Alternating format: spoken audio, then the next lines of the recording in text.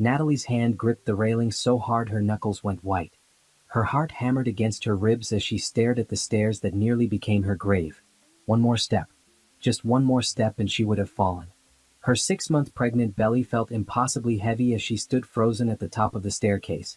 Her other hand pressed protectively against the baby moving inside her. The house was silent except for her ragged breathing. Derek had left for work an hour ago. Or so he said. She stepped back from the stairs carefully, her bare feet finding dry carpet. The morning sun streaming through the windows made the oil slick shimmer. It wasn't an accident.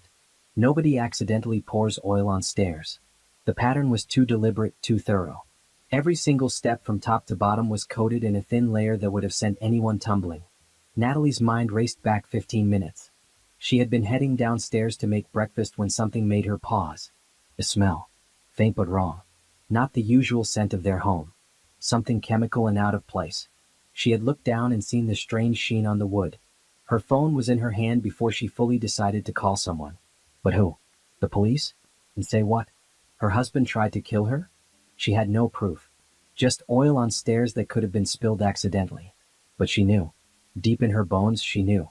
Natalie walked back to the bedroom on shaking legs. She sat on the bed and thought. The baby kicked against her palm and she felt tears sting her eyes. Someone wanted them dead. Her husband wanted them dead. She wiped her face and stood up. Crying wouldn't help her now. She needed to think. The garage. Derek had been in the garage early this morning. She heard him before he left.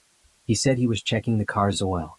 Natalie went downstairs using the back steps that led to the kitchen, avoiding the death trap waiting for her. She walked through the kitchen and opened the door to the garage. Derek's workbench was usually neat, but today tools were scattered around. And there, pushed behind a paint can, was a small oil container. The kind used for motor oil. The cap was off. The container was almost empty. Natalie picked it up with a paper towel, careful not to leave prints. She didn't know why she was being careful. Some instinct told her this was evidence. This was proof of attempted murder. She went back inside and opened her laptop. Their home security system. Derek had installed it 2 years ago. She pulled up the footage from this morning. Fast forward to 5:30 a.m. There was Derek walking upstairs with the oil container. He poured it carefully on each step, making sure to coat them thoroughly. He walked back down using the railing for support, avoiding the oil. He put the container in the garage. He washed his hands. He got in his car and left for work. Natalie played the video 3 times. Each time felt like a knife to the heart. This was the man she married. The man she loved. The man whose baby she was carrying. And he had just tried to kill them both. She downloaded the security footage to 3 different places. Her laptop, a flash drive, and the cloud. Then she sat at the kitchen table and tried to understand. What? They had money.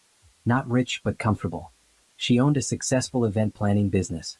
Derek was a manager at a tech company. They had a nice house, nice cars, nice life. She was pregnant with their first child. They had been trying for 2 years. When she finally got pregnant, Derek seemed happy. He threw a party to announce it. He painted the nursery himself. What changed? Natalie pulled up their bank accounts on her phone. Joint checking, joint savings. Everything looked normal at first glance. But then she noticed something. Small withdrawals. 50 here, 100 there. Always from Derek's side of the account. She added them up. Over the past 6 months, he had withdrawn nearly $15,000 in small amounts. Where did that money go? She checked his credit card. More charges she didn't recognize. Hotels. Restaurants they never went to together. Jewelry from stores she had never seen boxes from. The picture became clearer and uglier. Derek was having an affair. And he wanted to kill her rather than face a divorce.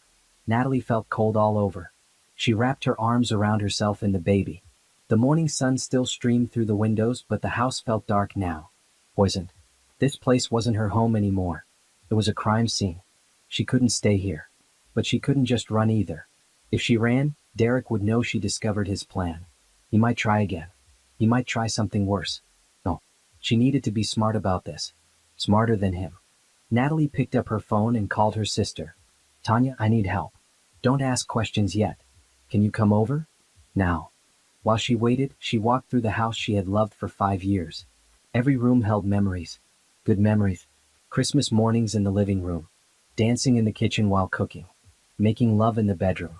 Planning the nursery together. All lies. All of it had become lies.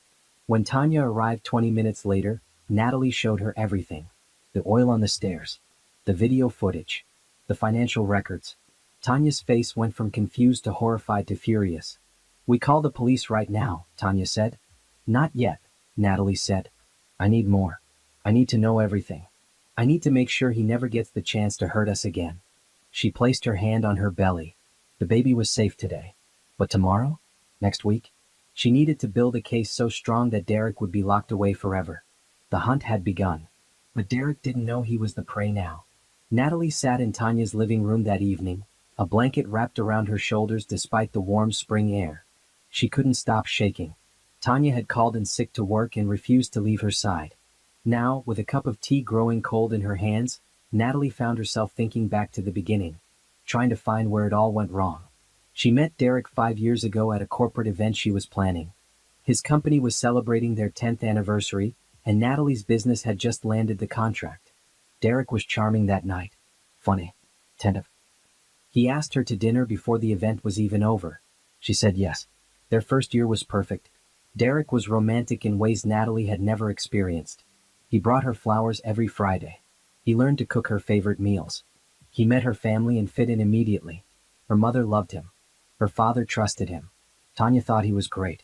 They got married in a small ceremony on a beach in Mexico. Just family and close friends. Natalie wore a simple white dress and flowers in her hair. Derek cried during his vows.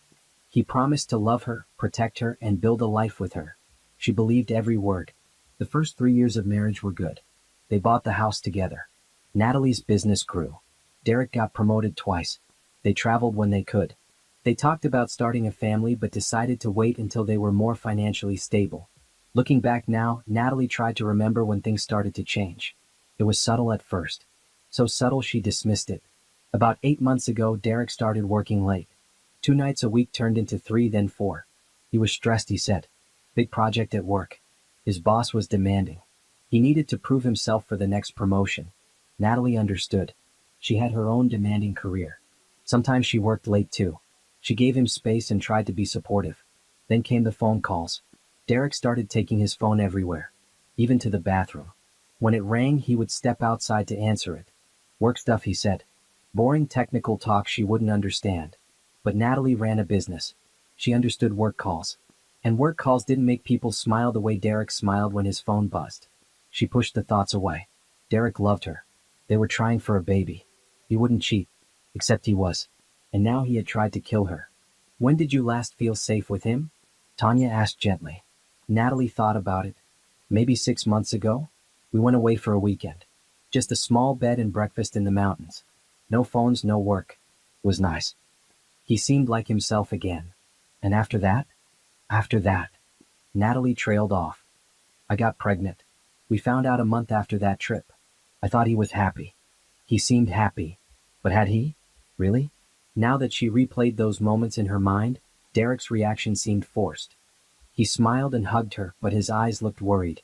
Trapped. At the time, she thought he was just nervous about becoming a father. Now she knew better. Did he want you to keep the baby? Tanya asked carefully. The question hit Natalie like a punch. She thought back to that conversation. They were sitting on the couch. She had just shown him the positive pregnancy test. He went very still. Then he asked if she was sure. If she had taken multiple tests. If she wanted to wait a few weeks before telling anyone. At the time, she thought he wanted to be cautious. To make sure before getting hopes up. They had been trying for 2 years. She had had 1 early miscarriage before. He was being protective. Or was he hoping she would lose this baby too? He never said he didn't want the baby, Natalie said slowly. But he never really talked about it either. When I tried to discuss names or nursery ideas, he changed the subject. He said we had time. No need to rush. But you're 6 months along. I know. The pieces were falling into place now. Derek was having an affair. He didn't want a baby with Natalie. Maybe he wanted to be with the other woman instead. Maybe the other woman was also pregnant. Maybe Derek wanted to start over with someone new and Natalie was in the way. So he decided to kill her and make it look like an accident. A pregnant woman falling downstairs. Tragic but believable. He would play the grieving husband. Collect life insurance. Move on with his real life. Except Natalie hadn't fallen. She had caught herself just in time. I need to find out who she is, Natalie said. The woman he's seeing. The police can do that. No, not yet. If we go to the police now with just the oil in the video, Derek will get a lawyer. They'll say it was an accident. That he was checking the oil levels in the cars and spilled some, then forgot to clean it up. He'll say the security footage doesn't prove intent. He'll get out on bail and I'll be alone. You're not alone. You have me. I know. But I need more evidence. I need to know everything. His affair. His finances. His plans. I need to build a case so strong that he can't talk his way out of it. Tanya nodded slowly. Okay. What do you need me to do? Help me find a good lawyer. A really good one. And a private investigator. You're serious about this. He tried to kill me, Tanya. He tried to kill your niece. Natalie put her hand on her belly. I'm going to make sure he pays for that. And I'm going to make sure he never gets the chance to hurt us again.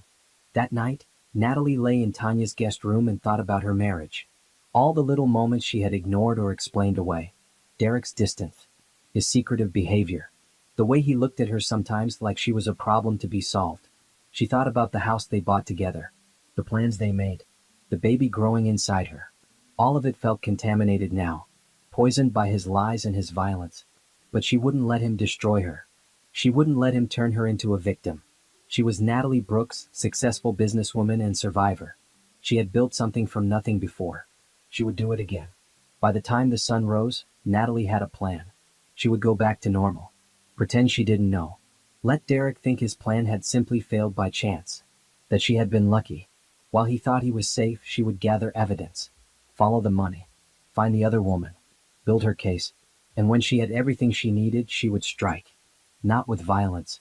Not with revenge. But with the law. She would take everything from him legally. Financially. Socially. You wanted her dead? She would make him wish he was dead instead. The baby kicked, and Natalie smiled for the first time since discovering the oil. It's okay, little one, she whispered. Mama's going to keep us safe. I promise. Monday morning, Natalie returned home. The oil had been professionally cleaned from the stairs by a service Tanya hired. They documented everything first. Photos from every angle. Samples in sealed containers. Written statements. All of it stored safely away from the house. Derek came home from work at 7 p.m. He looked nervous when he saw her. Hey, he said carefully. How was your day? Good, Natalie lied smoothly. I worked from home. Baby was kicking a lot, so I didn't want to go into the office. She watched his face. Was that disappointment? Had he expected to come home to find her in a hospital? Or worse? That's good, Derek said. His eyes flicked to the stairs, then away. Did you, notice anything strange this morning? Here it was. Her moment to play dumb or smart. She chose smart. Actually, yes. The stairs were really slippery. Like someone spilled something on them. I almost fell, but I caught myself on the railing. She kept her voice light, casual. Did you notice anything? Derek's face went pale. No. I don't think so. Maybe I tracked something in from the garage? Maybe. Anyway, I had someone come clean it professionally. Didn't want to risk it with the baby and all. Right. Good thinking. Derek set down his briefcase. His hands were shaking slightly.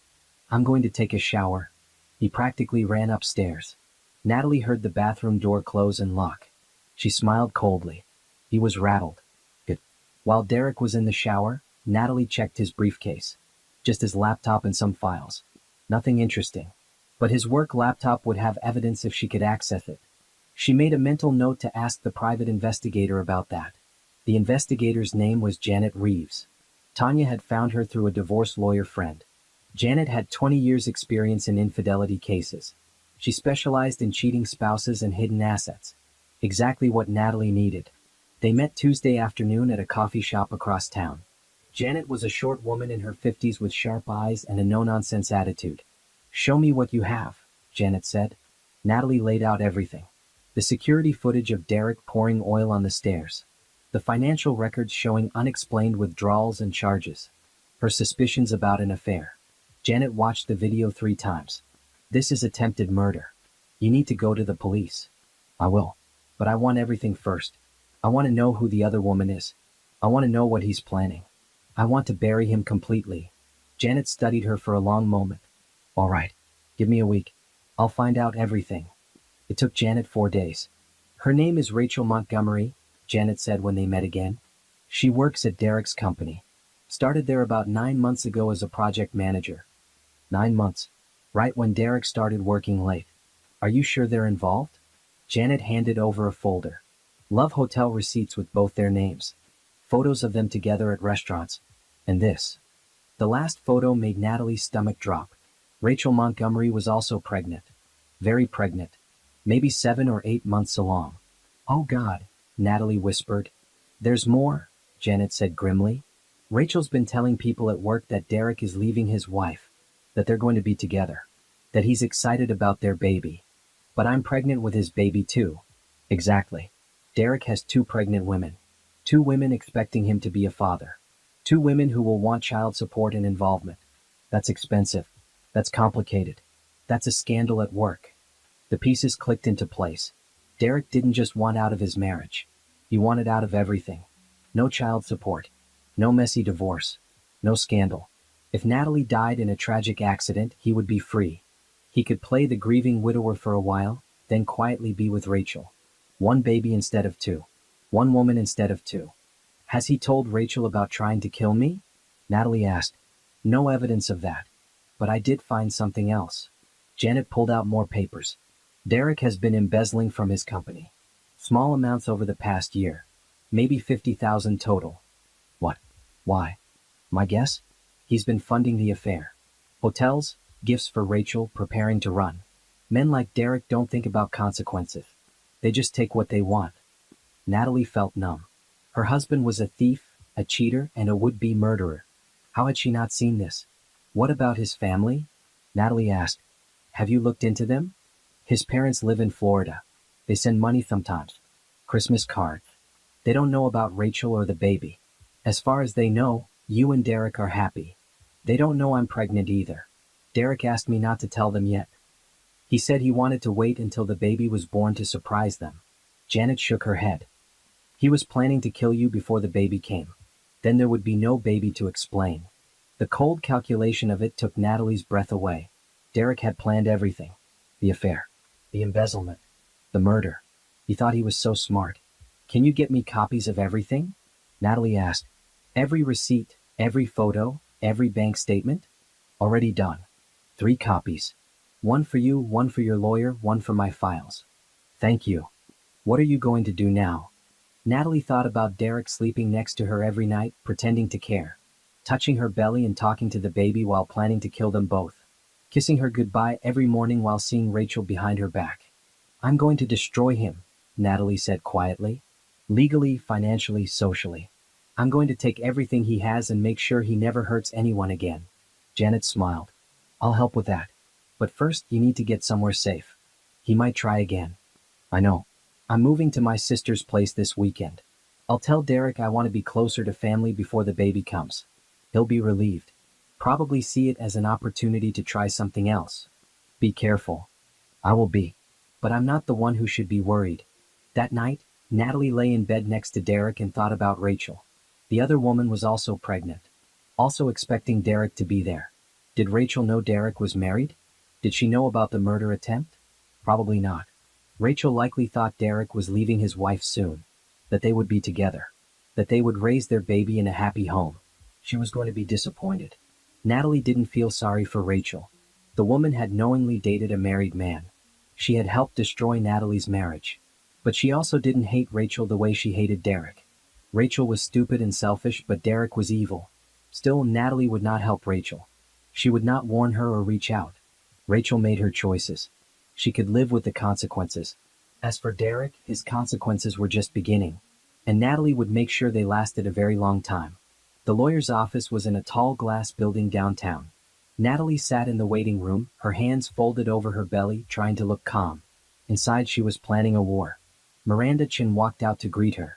Tall, elegant, with gray streaks in her black hair and eyes that had seen everything. She was one of the top divorce lawyers in the state. She cost a fortune. Natalie didn't care. Mrs. Brooks, Miranda said, shaking her hand. Come in. Miranda's office was professional and impersonal. Leather chairs, law books, a large desk. Natalie sat down and immediately felt safer. Tell me everything, Miranda said. Natalie did. She explained the murder attempt, the affair, the embezzlement, the second pregnant woman. She handed over copies of all Janet's evidence. The security footage, the financial records, the photos. Miranda reviewed everything carefully. She made notes on a legal pad. When she finished, she looked up at Natalie with something like respect. "This is one of the clearest cases I've seen," Miranda said. "Most women don't gather this much evidence before coming to me. Most are too emotional or scared." "I'm both emotional and scared," Natalie admitted. "But I'm also angry. And I'm smart. I built a business from nothing. I know how to plan and execute." "Good. That will help us. Now, here's what we're going to do." Miranda laid out the strategy. First, they would secure Natalie's safety. Restraining order ready to file the moment Derek was confronted. Security at Tanya's house. Legal documentation of the murder attempt. Second, they would freeze joint assets. Derek couldn't empty their accounts or sell property without both signatures. The moment Natalie was safe, they would lock everything down. Third, they would file for divorce on grounds of attempted murder. In their state, that meant Natalie would get everything. The house, the savings, her business completely separate from any claims Derek might make. Fourth, they would notify Derek's company about the embezzlement. The company would press charges. That would be a separate criminal case from the attempted murder. "He'll go to prison," Miranda said. "Between the attempted murder and the embezzlement, we're looking at serious time. Maybe 15 years. "Good," Natalie said without hesitation. "What about the other woman? Rachel? What about her? Do you want to press any charges there? Alienation of affection, that sort of thing?" Natalie thought about it. She could go after Rachel legally. Make her life difficult. But what was the point? Rachel was having a baby. She would be alone, struggling, dealing with Derek's mess. That was punishment enough. "No," Natalie said. "Rachel can live with her choices. I'm not going to help her, but I'm not going to destroy her either." Miranda nodded. "Fair enough. When do you want to do this?" "I'm moving to my sister's house this weekend. I'll tell Derek it's just temporary. To be closer to family before the baby comes. Once I'm safe there, we file everything at once. Monday morning." "All right. I'll have the papers ready. We'll also alert the police about the attempted murder. They'll want to question Derek. Will they arrest him? Probably. The video evidence is clear. And you have the oil can with his fingerprints. Plus witness statements from your sister. It's solid." Natalie felt a weight lift off her chest. This was really happening. Derek was going to pay. "One more thing," Miranda said. "What about the baby? What are your plans there?" "I want full custody. No visitation. Derek doesn't get to be a father to this child. Given the attempted murder, that's very possible. But you should prepare for him to fight it. Let him fight. He tried to kill us. No judge will give him access." Miranda smiled. "You're right about that. Okay, we have a plan. Now we execute it." The rest of the week was strange. Natalie went through the motions of normal life while planning Derek's downfall. She made dinner. Watched TV with him. Let him put his hand on her belly and talk to the baby. Each time he touched her, she felt sick. But she smiled and acted normal. Derek seemed relieved that she was moving to Tanya's place. "It's probably good to be near family," he said. "I'll visit every weekend." He wouldn't visit. He would never see her again after Monday. Friday evening, Tanya came with a moving truck. They packed up Natalie's clothes, important documents, and personal items. Derek helped load boxes.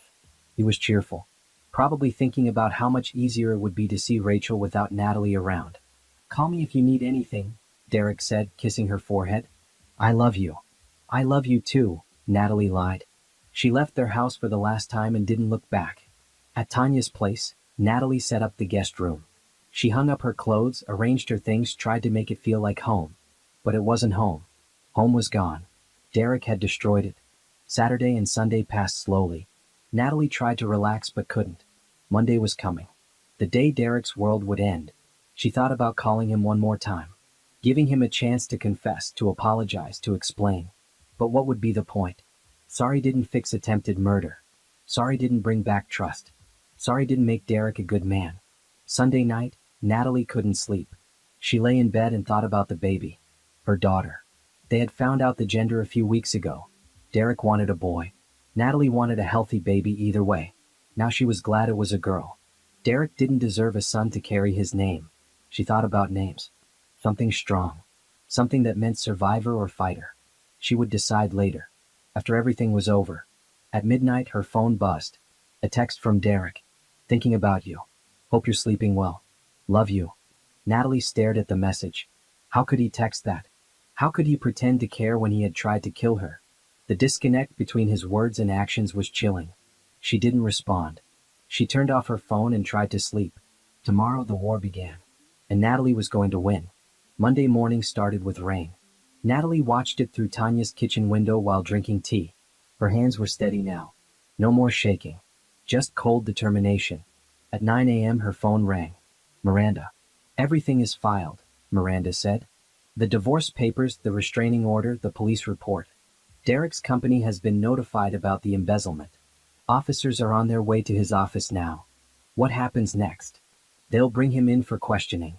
Probably arrest him based on the evidence. He'll be arraigned within 48 hours. The company will press charges separately. It's going to move fast. Good. How are you holding up? I'm okay. Better now that it's happening.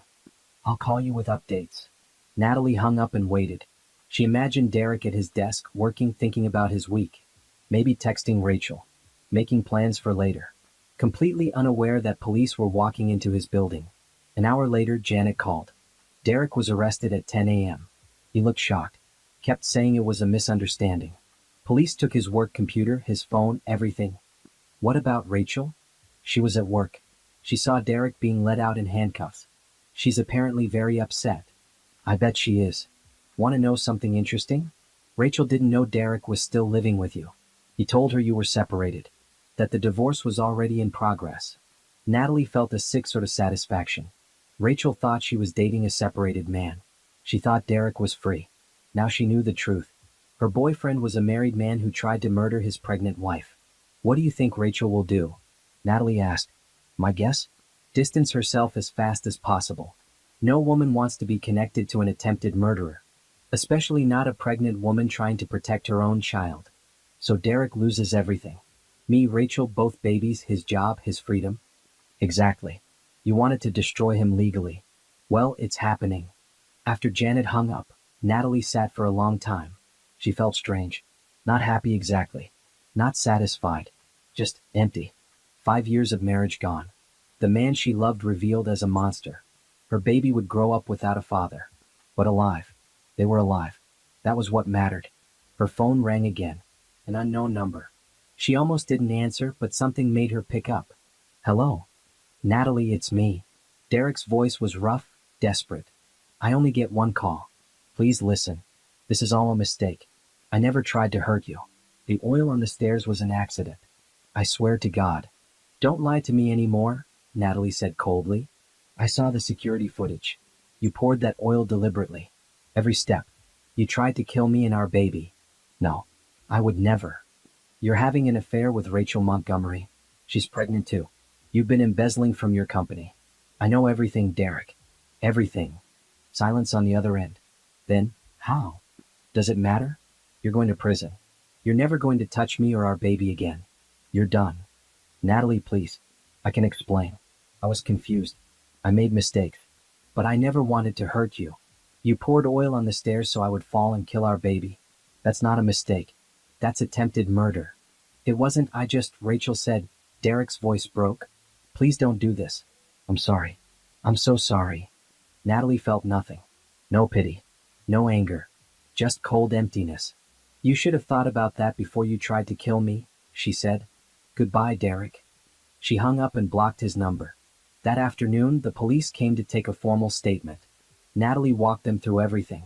The discovery of the oil. The security footage. The financial evidence. The affair. The embezzlement. The detective, a woman named Sarah Foster, listened carefully and took detailed notes. This is one of the most thorough victim reports I've seen, Detective Foster said. You've done our job for us. I wanted to make sure there was no doubt, Natalie said. There isn't. Derek Brooks is going away for a long time. Between the attempted murder and the embezzlement, we're looking at 15 to 20 years. What about Rachel? Is she in trouble? For the affair? No, that's not illegal. We questioned her about the embezzlement, but she claims she didn't know. And there's no evidence she did. Will Derek try to claim she put him up to the murder attempt? He already did. Tried to say Rachel pressured him.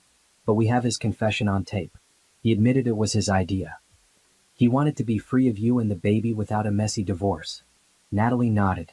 So Derek was trying to blame Rachel now. Typical. But it wouldn't work. The evidence was too clear. Over the next few days, more details emerged. Derek had been planning the murder for weeks. He researched how to make deaths look accidental. He practiced pouring oil on the stairs to get the right amount. He had even looked up Natalie's life insurance policy. The plan was simple but cruel. Natalie would fall, lose the baby, maybe die herself. If she survived but lost the baby, Derek would act like a supportive husband for a while, then file for divorce. If she died, he would collect insurance and be with Rachel. Either way, he would be free. Except Natalie had survived. And she had evidence. And now Derek's life was over. The story hit local news. Local man arrested for attempted murder of pregnant wife. Derek's photo was everywhere. His mugshot looking scared and small. Rachel's workplace statement that she had been deceived and was cutting all ties. The company's announcement that they were pressing charges for embezzlement. Derek became infamous overnight. The man who tried to murder his pregnant wife for another woman who was also pregnant. People were disgusted. His friends and family abandoned him. Now he focused on her health and her baby. The stress had caused some complications. Nothing serious, but her doctor wanted her on bed rest for a few weeks. She lay in Tanya's guest room and thought about the future. No Derek. No marriage. Just her and her baby. It wasn't the life she planned, but it was the life she had. And she would make it good. The baby kicked strongly and Natalie smiled. We're going to be okay, she whispered. Better than okay. We're going to be great. 3 weeks after Derek's arrest, Natalie agreed to meet with him one final time. Not because she wanted to. Because Miranda said it would help their case. Derek was trying to negotiate a plea deal. He wanted Natalie to agree to reduce the charges. Miranda thought Natalie should refuse to his face. They met in a room at the county jail. Derek sat across from her in an orange jumpsuit, looking thin and tired. His hands were cuffed on the table. A guard stood by the door. Miranda sat next to Natalie. Derek stared at Natalie's belly. She was 7 months pregnant now. Showing clearly. The baby he tried to kill was alive and growing. Thank you for coming, Derek said quietly. I wasn't sure you would. I'm here for legal purposes only, Natalie said. Not for you. Right. Of course. Derek swallowed hard. You look good. Healthy. Despite your best efforts. He flinched. Natalie, I know you hate me. I know what I did was. Attempted murder, Miranda interrupted. Let's be clear about what you did. You tried to kill your wife and unborn child. I wasn't thinking clearly, Derek said desperately. I was under so much pressure. Rachel was, the situation was, complicated. Natalie said coldly. 2 pregnant women is complicated. So you decided to kill one of us to simplify things. No. I mean, yes, but not like that. I was scared. I didn't know what to do. You could have gotten a divorce like a normal person. I thought about that. But you would have taken everything. The house, half my money, child support. I would have been broke. So you tried to kill me instead. Derek put his head in his hands. It sounds so horrible when you say it like that. It is horrible. It's evil. I'm not evil. I just made a terrible mistake. A mistake is forgetting to buy milk. Attempting murder is a choice. Miranda pulled out papers. Mr. Brooks, your lawyer has proposed a plea deal. You plead guilty to assault and embezzlement, and the attempted murder charge gets reduced. In exchange, you serve 8 years instead of 15. And? Derek looked at Natalie hopefully. My client rejects that deal, Miranda said. We want the full charges. Attempted murder and embezzlement. Maximum sentence. What? Natalie, please. 8 years is a long time. I'll miss everything. My 20s and 30s. By the time I get out, I'll be middle-aged. Please. Natalie felt nothing looking at him. This man had shared her bed, held her, made love to her, planned their life together, and then tried to kill her. You tried to murder me and our baby, Natalie said slowly. You stole money from your company. You lied to everyone. You destroyed our marriage and our future. And now you want me to feel sorry for you? I'm asking for mercy. You didn't show me any mercy when you poured oil on those stairs. You didn't show our baby mercy. Why should I show you any? Derek's eyes filled with tears. Because you loved me once. Because we had something real. Please, Natalie. I'm begging you. The answer is no. You're going to prison for a very long time. And when you get out, you'll be a registered felon with no job, no money, and no family. That's what you deserve. What about the baby? Don't I get to see my child? No. I'm filing for full custody with no visitation rights. You don't get to be a father. You gave up that right when you tried to kill us. You can't do that. I can. And I will. No judge is going to give you access after what you did. Derek stood up suddenly. The guard stepped forward. This isn't fair. She's taking everything. My whole life. You tried to take her life, Miranda said calmly. Consider this justice. Justice? This is revenge. No, Natalie said, standing to face him. Revenge would be doing to you what you did to me. Justice is the legal system holding you accountable. There's a difference. Derek lunged forward. The guard grabbed him immediately and pushed him back into his chair. Derek struggled for a moment, then gave up. He sat there, cuffed and crying. I hate you, he said to Natalie. I wish I had succeeded. The words hung in the air, cold and vicious, showing his true self. Natalie smiled. There it is. The real Derek. Thank you for that. Now the guard heard you threaten me. That's going in the report. Derek paled. No, wait, I didn't mean. Yes, you did. You showed everyone who you really are. A man who regrets getting caught, not a man who regrets his actions. She turned to Miranda. We're done here. As they walked out, Derek shouted after her. You'll regret this. You'll need me someday and I won't be there. Your daughter will grow up without a father because of you. Natalie kept walking. She didn't turn around. Didn't respond. Derek could scream all he wanted. It didn't matter. He had no power anymore. In the parking lot, Miranda put a hand on her shoulder. Are you okay? I'm perfect, Natalie said. And she meant it. She felt lighter than she had in months. Derek was out of her life. No more pretending. No more fear. Just freedom. He showed his true colors in there, Miranda said. That outburst will guarantee we get everything we want in court. Good. When's the trial? 3 months. But his lawyer might convince him to take a deal after today. Judges don't like men who threaten pregnant women. He'll take a deal. Derek's a coward. He won't want to go to trial and have everything aired publicly. Probably right. Either way, you've won. The house is yours. The money is yours. Full custody is yours. Derek gets nothing but a prison cell. Natalie looked down at her belly. The baby was kicking up a storm. Fighting and strong, just like her mother.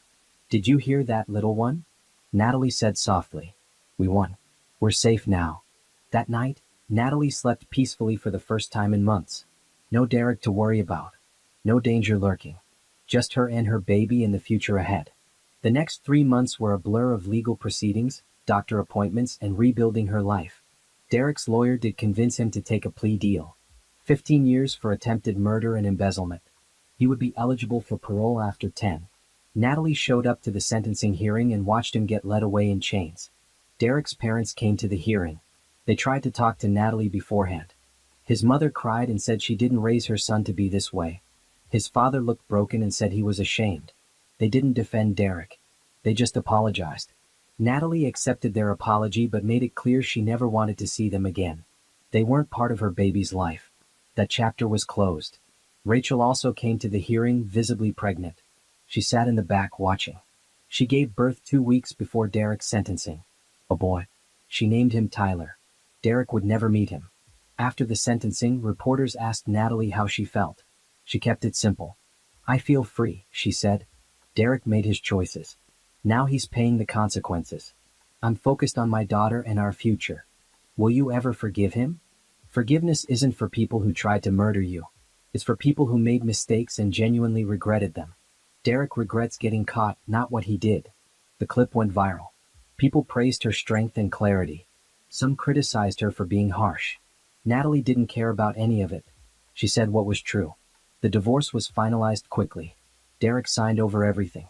The house, the savings, her business remained completely separate. He had no claim to anything. In return, he asked only that Natalie not pursue additional civil lawsuits. She agreed. She had what she wanted. Her business actually grew during this time. Women reached out to her, inspired by her story. They wanted her to plan their new beginning events. Divorce parties, fresh start celebrations, Independence Days. Natalie found herself specializing in helping women celebrate leaving bad relationships. It felt meaningful, like turning her trauma into something useful. She hired an assistant, a young woman named Brianna who was escaping her own bad marriage. Together, they created a whole new branch of the business. New chapter events. planning celebrations for women starting over. It was successful beyond expectations. Within 2 months, they had bookings solid for 6 months. Natalie also connected with a women's advocacy group. They worked with pregnant women in dangerous situations, helping them find safe housing, legal aid, financial support. Natalie donated time and money. She spoke at events about recognizing warning signs in relationships. Her story helped other women. That made everything worth it. At 32 weeks pregnant, Natalie moved back into her house. It had been deep cleaned and redecorated. Every trace of Derek was gone. New paint, new furniture, new energy. It felt like hers now. Not theirs. Hers. She set up the nursery herself. Soft purple walls, white furniture, beautiful decorations. She bought tiny clothes and books and toys. She prepared for her daughter with excitement instead of fear. Tanya came over one evening and found Natalie folding baby clothes. "You look happy," Tanya said. "I'm happy. Is that strange? After everything?" "Not strange. Deserved. I thought I would be more angry. Or more sad. But I'm just relieved. Like I dodged a bullet." "You did dodge a bullet." "Literally." "I guess so." Natalie held up a tiny onesie. "This is going to be a good life. Just us. No drama. No lies. Just peace. What if you meet someone else someday? Maybe. I'm not thinking about that now. Right now, I'm focused on her." Natalie put her hand on her belly. "She's all that matters." The baby kicked in response and both sisters laughed. At her next doctor's appointment, everything looked perfect. The baby was healthy and growing. All the earlier stress-related complications had resolved. The doctor said Natalie could expect a normal delivery. "You've done a great job taking care of yourself during a difficult time," the doctor said. "Not many women could handle what you've been through and still have such a healthy pregnancy." "I had to stay strong," Natalie said. "For her. Well, it worked. You should be proud." Natalie was proud. She had survived attempted murder, a public scandal, a divorce, and a legal battle. And she had done it all while pregnant. She was stronger than she knew. One evening, she got a letter from Derek's lawyer. Derek wanted to know the baby's due date and if he could have updates after she was born. Just photos and information. No visitation or contact. Natalie tore up the letter without responding. Derek gave up his right to know anything when he tried to kill them. He could wonder for the rest of his life. Another letter came a week later. Derek apologizing again. Saying he understood if she never forgave him. Asking only that she tell their daughter about him someday. That she not pretend he never existed. Natalie read this one more carefully. Then she wrote back. Just one sentence. "Our daughter will know her father tried to kill us. That's the only truth she needs to know about you." She mailed it and felt nothing. No anger. No sadness.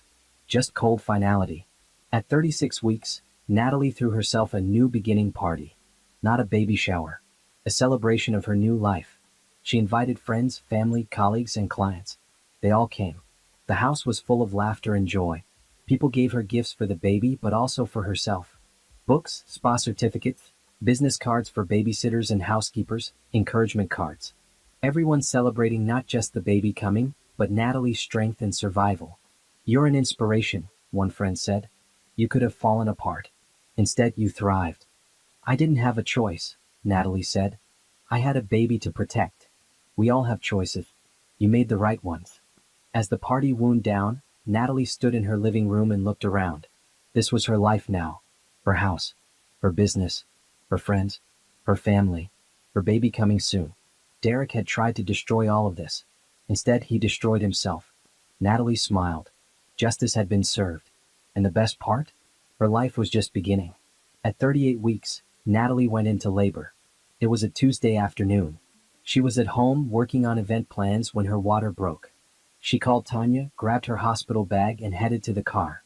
Labor was long. 16 hours of contractions, breathing, and pushing. But Natalie didn't complain. She had survived Derek trying to kill her. She could survive childbirth. At 6 a.m. Wednesday morning, her daughter was born. 7 pounds, 4 ounces. Healthy and perfect. She had Natalie's eyes and nose. She was beautiful. "What's her name?" the nurse asked. Natalie had thought about this for months. She wanted something meaningful. Something strong. "Phoenix," she said. "Her name is Phoenix." "Like the bird that rises from the ashes?" "Exactly like that. Phoenix Brooks. A survivor's name. A fighter's name. Perfect."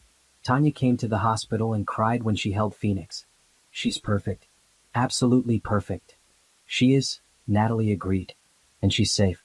That's all that matters. Have you told Derek? No. And I won't. He doesn't get to know about her. He'll find out eventually. Maybe. But not from me. And by the time he does, Phoenix will be so loved and protected that it won't matter. Natalie brought Phoenix home 3 days later. Walking into the house with her daughter felt surreal. This was their life now. Just the two of them. The first few weeks were hard. Sleepless nights, constant feedings, endless diapers. But also wonderful. Phoenix was a good baby. She rarely cried. She slept in decent stretches. She stared at Natalie with big, curious eyes. Natalie's business continued to grow even during her maternity leave.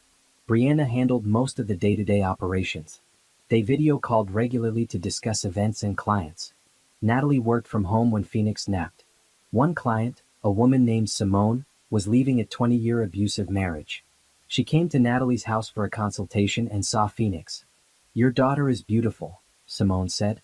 "Are you doing this alone?" "Yes." "Her father is not in the picture."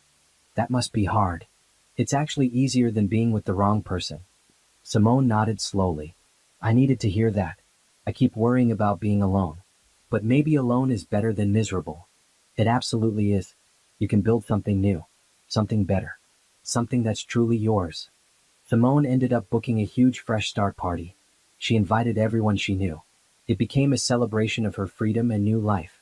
Other women at the party asked for Natalie's card. More bookings came in. Natalie realized her story was helping women see possibilities. She wasn't just planning events. She was helping people celebrate choosing themselves over bad relationships. When Phoenix was 2 months old, Natalie started speaking at women's shelters. She shared her story openly. The attempted murder. The evidence gathering. The legal battle. The victory. Women listened with tears in their eyes. Some told their own stories. Others asked for advice. Natalie gave it freely. "Document everything," she always said. "Trust your instincts. When someone shows you who they are, believe them. And know that you are strong enough to survive anything." The speaking engagements led to media interviews. Local news wanted her story. Then regional papers. Then a national women's magazine. Natalie said yes to all of it. Not for fame. For impact. Every woman who read her story might recognize warning signs in her own life. Might leave before it was too late. Might save herself and her children. Phoenix was 6 months old when Natalie got a message from Rachel. It came through social media. Short and simple. "I'm sorry for my part in what happened. Derek lied to me about everything. I had no idea he tried to kill you. I hope you and your baby are well. I'm not asking for forgiveness or friendship. Just wanted you to know I'm sorry." Natalie read the message several times. She thought about responding. But what would she say? Rachel had believed Derek's lies, but she still chose to date a married man. She still participated in destroying a marriage. Natalie deleted the message without responding. Rachel could live with her guilt. Natalie didn't owe her anything. As Phoenix grew, Natalie found joy in the small moments. First smiles. First laugh. First attempts at rolling over. Every milestone was precious because Natalie had almost lost it all. She took thousands of photos. She wrote in a baby journal every week. She wanted Phoenix to know how loved she was. How her mother fought to keep her safe. On Phoenix's first birthday, Natalie threw a big party. Family, friends, clients. Everyone who supported her through the hardest year of her life. The house was decorated with balloons and streamers. There was cake and presents and laughter. As everyone sang happy birthday, Natalie held Phoenix and felt overwhelmed with gratitude. A year ago she was fighting for their lives. Now they were celebrating Phoenix's first year. Healthy. Happy. Safe. Derek was still in prison. He would be there for many more years. Sometimes Natalie thought about him, locked away, missing everything. Other times she didn't think about him at all. What mattered was that Phoenix was here. Thriving. Surrounded by love. Growing up in a home free of violence and lies. That night, after everyone left, Natalie rocked Phoenix to sleep. She sang softly and looked at her daughter's peaceful face. "You're safe," she whispered. "You'll always be safe. I promise." Phoenix slept soundly, trusting and content. And Natalie knew she had kept her promise. She had protected her daughter. She had built a good life. She had survived and thrived. Derek had tried to destroy them. Instead, he had freed them.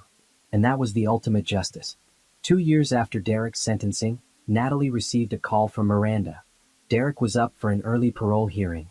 He had been a model prisoner. His lawyer was arguing for reduced time. "Do you want to speak at the hearing?" Miranda asked. "Absolutely," Natalie said without hesitation. The hearing was set for a Friday in November. Natalie arranged childcare for Phoenix and drove to the state prison. She wore a professional dress and carried a prepared statement. Derek looked different, older, thinner. Prison had aged him. He sat with his lawyer, avoiding eye contact when Natalie entered.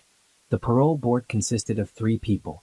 They reviewed Derek's case, listened to his lawyer's arguments about his good behavior and rehabilitation, and then asked if anyone wanted to speak.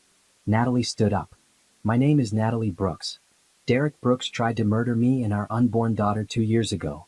I'm here to tell you why he should not be released early." She read her statement slowly and clearly. She described finding the oil on the stairs, the security footage, the calculated planning, the affair, the embezzlement, the complete lack of remorse until he was caught. "Derek is sorry he got caught," Natalie said. "Not sorry for what he did. When I confronted him in jail, he said he wished he had succeeded in killing me. That's not a rehabilitated man. That's a dangerous man." She described her life now. Phoenix, happy and healthy. Her business, thriving. The advocacy work, helping other women. All of it built from the ashes of what Derek tried to destroy. "I'm not here asking for revenge," she concluded. "I'm here asking for safety." Derek Brooks planned and attempted to murder his pregnant wife. He showed no mercy then. He deserves none now. Let him serve his full sentence. Let women everywhere know that attempting to murder your spouse has real consequences. She sat down. The room was silent. Derek's lawyer tried to respond, but what could he say? The facts were clear. Derek spoke briefly, apologizing and claiming he was a different person now. But his words rang hollow. The parole board deliberated for 30 minutes. Then they announced their decision. Parole denied. Mr. Brooks will serve his full sentence. Natalie felt relief wash over her. Derek would be in prison for at least 8 more years. Phoenix would be 10 years old before he got out. Old enough to understand what her father had done. Old enough to reject him if he ever tried to reach out. After the hearing, Natalie drove home. She picked up Phoenix from daycare. Her daughter ran to her with a bright smile. "Mama, I made you a picture." "Let me see, baby." Phoenix showed her a finger painting. Blue and purple swirls. Abstract and beautiful in the way toddler art is. "I love it," Natalie said, hugging her daughter. "We'll put it on the fridge." That evening, while Phoenix played with blocks, Natalie got a call from a reporter. The parole denial was news. They wanted a statement. "I'm glad justice was served," Natalie said. "Derek's early release would have sent the wrong message. This way, other women know the system can protect them." The story ran the next day. More women reached out. Some wanted Natalie to speak at their events. Others just wanted to thank her for being brave. One woman, Michelle, sent a long email. She had been planning to reconcile with her abusive husband. Then she read about Natalie's case. She realized her husband wouldn't change. She filed for divorce instead. Now she was free and rebuilding her life. "You saved me," Michelle wrote. "I could have gone back. I could have gotten hurt or killed. But your story showed me another way. Thank you." Natalie cried reading that email. This was why she spoke publicly. This was why she shared her story. If even one woman was saved, it was worth it.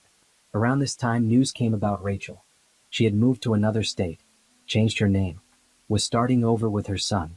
She posted online about being a single mother and the challenges of raising a child alone. Some people were sympathetic. Others criticized her for knowingly dating a married man. Rachel didn't respond to the criticism. She just focused on her son. Natalie felt nothing about Rachel anymore. No anger, no pity, just indifference. Rachel made her choices. She was living with them. That was enough. Derek's parents tried to reach out again. They wanted to meet Phoenix, to be grandparents. Natalie refused. They were innocent in Derek's crimes, but they were still connected to him. Phoenix didn't need that connection. "I'm sorry," Natalie told them on the phone. But the answer is no. Phoenix has a grandmother who loves her. Tanya's mother. She has aunts and uncles and cousins. She has family. Just not Derek's family. They were hurt but accepted it. What choice did they have? As Phoenix's second birthday approached, Natalie reflected on how far they had come. 2 years since Derek went to prison.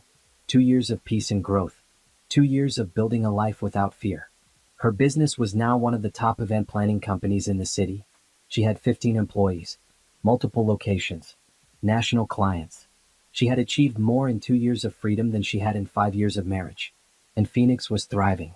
She was a bright, curious, fearless little girl. She loved books and music and dancing. She had her mother's determination and her own unique spark. On Phoenix's second birthday, Natalie threw another party. Bigger than last year. More friends. More love. More celebration. As they sang happy birthday, Natalie looked around at everyone who had supported her. Tanya. Friends. Clients who became friends. Miranda. Janet. All the people who helped her survive and thrive. Phoenix blew out her candles with help, and everyone cheered. The little girl clapped her hands and laughed. Natalie felt her heart swell. This was her life. This was their life. Full of love and possibility. No darkness. No danger. Just light and joy and future. Derek was locked away. Justice had been served. And Natalie was free. 2.5 years after Derek went to prison, Natalie's life had transformed completely. Her business continued to grow, now with 20 employees and plans to expand to 3 more cities. She had published a book about her experience titled Rising: How I Survived Attempted Murder and Built a New Life. It became a bestseller in the self-help and memoir categories. Phoenix was 2.5 years old, bright, energetic, and surrounded by love. She went to a wonderful preschool where she made friends and learned and played. She called Tanya Aunt TT and considered her cousins to be her siblings. She knew nothing about Derek. As far as Phoenix knew, she had always just had a mother. That was enough. Natalie had become a sought-after speaker. She traveled to women's conferences, corporate events, and university campuses. She talked about recognizing abuse, trusting your instincts, and building strength through trauma. Women lined up after her talks to shake her hand and share their stories. One conference in Chicago changed everything. It was a business and entrepreneurship summit. Natalie was speaking about starting over after life crisis, about turning trauma into purpose. The room was packed. Afterward, during the networking reception, a man approached her. "That was powerful," he said. "I'm Cameron. I run a tech startup for women's safety apps." Natalie shook his hand. He was tall, with warm brown eyes and an easy smile. Mid-30s, she guessed. Dressed professionally but casually. "Thank you," she said. "Your app sounds interesting. It alerts emergency contacts if women feel unsafe. GPS tracking, quick dial to police, evidence recording. I started it after my sister was attacked. I'm sorry about your sister. Is she okay?" "She's better now. Took years of therapy. But she's the reason I do this work." They talked for an hour. About business, about safety, about turning pain into purpose. Cameron was a single father to a 5-year-old daughter. His wife had died in a car accident 3 years ago. He was raising his daughter alone while building his company. "It's hard," he admitted, "but I wouldn't change it. My daughter is my world." "I understand that completely," Natalie said. "My daughter is everything to me."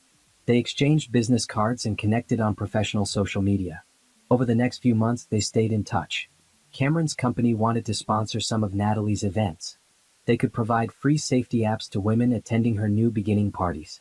It was a good partnership, professional and beneficial to both sides. But slowly it became more. Cameron and Natalie started texting beyond business, sharing articles, talking about parenting challenges, making each other laugh. He sent her a photo of his daughter, Zoe, playing in fall leaves. Natalie sent back a photo of Phoenix covered in paint from art class. When Cameron's company expanded to her city 6 months after they met, he asked if they could meet for coffee. "Just coffee," he said. "As friends? I'd love to hear more about your advocacy work." Natalie hesitated. She hadn't dated since Derek. Hadn't even thought about it. Men had asked her out before. She always said no. Her life was full. She didn't need romance. But something about Cameron felt safe. "Easy. Right. Okay," she said. "Just coffee." They met on a Saturday afternoon. Talked for 3 hours. About everything. Their kids. Their businesses. Their path. Cameron knew about Derek from her book. He didn't ask probing questions. Just listen when she talked about it. "I can't imagine going through that," he said. "You're incredibly strong. I just did what I had to do." For Phoenix. That strength. Some people fall apart. You built something better. They started seeing each other regularly. Always casual. Coffee. Lunch. Walking in the park while their kids played. No pressure. No demands. just enjoying each other's company. Phoenix and Zoe got along immediately. Zoe was protective of the younger girl. Phoenix idolized the older girl. They played together while Cameron and Natalie talked. Is this weird? Cameron asked one day. Two single parents dating? We're dating now? Natalie teased. I'd like to be. If you're interested. Natalie thought about it. Was she ready? Could she trust someone again after Derek? But Cameron wasn't Derek. Cameron was kind, honest, transparent. He talked about his feelings openly. He never played games or hid things. He was exactly who he appeared to be. I'm interested, Natalie said. But we go slow. Really slow. Phoenix is my priority. Zoe is mine. So slow works perfectly. They dated slowly for a year. Dinner dates when the kids were with babysitters. Family outings to zoos and museums. Quiet evenings after the kids went to bed. Building trust and intimacy gradually. Cameron met Tanya and her family. They approved. He's nothing like Derek, Tanya said. He's real. Natalie met Cameron's family. His parents, his sister who had survived the attack, his friends. They were warm and welcoming. They loved Phoenix immediately. After a year, Cameron and Natalie told the kids they were officially together. Phoenix was 3.5. Zoe was almost 7. Does this mean Cameron is your boyfriend? Zoe asked. Yes, Natalie said. Cool. Can we get pizza to celebrate? The kids were happy. Simple as that. No drama. Just acceptance. Cameron never pushed to move in together or get married. He understood Natalie needed time. Needed to be sure. He was patient and supportive. They built their relationship around their children and businesses. They attended each other's events. Supported each other's work. Celebrated successes together. Phoenix's third birthday party was huge. Family, friends, and now Cameron and Zoe. The house was full of laughter and love. Phoenix wore a princess dress and a crown. She blew out her candles and made a wish. What did you wish for? Natalie asked. Secret, Phoenix said with a giggle. That evening, after everyone left, Cameron helped clean up. Zoe and Phoenix were asleep on the couch, exhausted from the party. This was a good day, Cameron said. It was perfect, Natalie agreed. They stood in the kitchen, surrounded by party decorations and dirty dishes, and Natalie felt completely content. This was her life. Phoenix healthy and happy.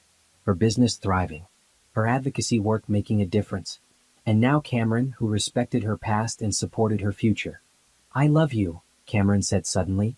I know we agreed to go slow. But I wanted you to know. Natalie looked at him. This good man who never rushed her. Who loved his daughter. Who understood trauma and healing. Who made her feel safe. I love you too, she said. They kissed. Not their first kiss, but somehow it felt like the most important one. A promise of a future together. The next morning, Natalie was making breakfast when the doorbell rang. She opened it to find a courier with an envelope. Legal documents. Her hands shook as she read them. From Derek's lawyer. Derek was officially signing away all parental rights to Phoenix. He acknowledged he had no legal claim to her. He waived any future contact or custody rights. He was giving up completely. Natalie read the papers 3 times. This was it. The final severing. Derek was choosing to have no connection to his daughter. Not because Natalie forced it, but because he wanted it. She thought she would feel victorious. Instead, she just felt sad. Not for herself. For Phoenix. For the father she would never know. But then she looked at Phoenix eating cereal at the kitchen table, chattering about her party, completely happy and secure.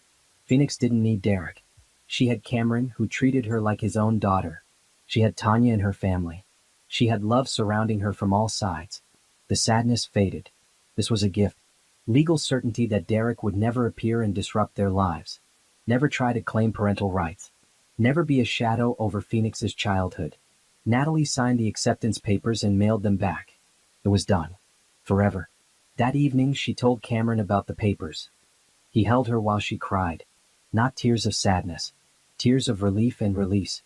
Phoenix is free now, Cameron said. You both are. We are, Natalie agreed. Completely free. 3 months later, on a sunny Saturday afternoon, Cameron proposed. Not at a fancy restaurant. Not with a grand gesture. Just in Natalie's living room with Phoenix and Zoe watching. I love you, Cameron said, kneeling down. I love Phoenix. I want us to be a family. Will you marry me? Natalie looked at him. This man who had shown her that love could be safe. That partners could be equals. that families could be built on honesty and trust. Yes, she said. Yes. Phoenix and Zoe cheered. They danced around the living room. Cameron put a simple ring on Natalie's finger. They all hugged. That night, after the girls were asleep, Natalie stood in Phoenix's room and watched her daughter sleep.